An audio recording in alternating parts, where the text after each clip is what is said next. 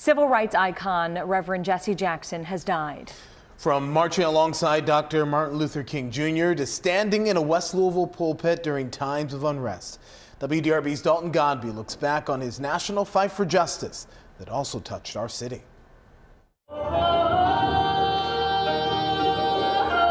Inside a Louisville church,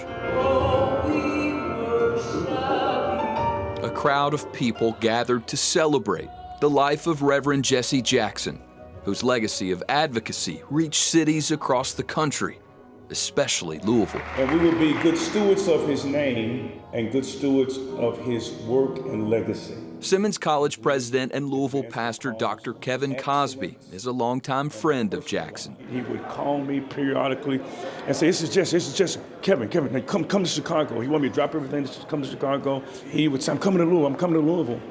And I think when I first met him, I was so in awe of him because he's iconic.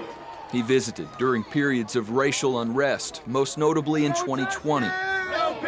And in 2023, Simmons College opened the Jesse L. Jackson Center for Racial Justice. So we honored Jesse, and we're going to continue to honor him by helping to continue his great work. Yeah, that was here in Louisville. Cosby isn't the only close friend of Jackson's in Louisville. We're marching down Chester Street. Louisville Reverend Charles Elliott marched with Jackson, worked on his presidential campaign, and partnered with him to help elect black leaders to Kentucky's State House. And never forget, Jesse said, you got a red truck and you got a black truck.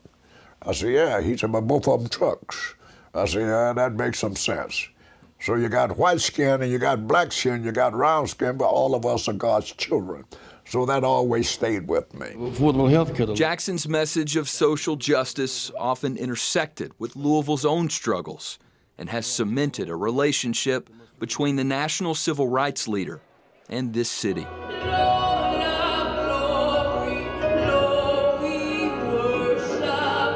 Reverend Jackson was 84 years old. Ultimately, our society is better. America is better.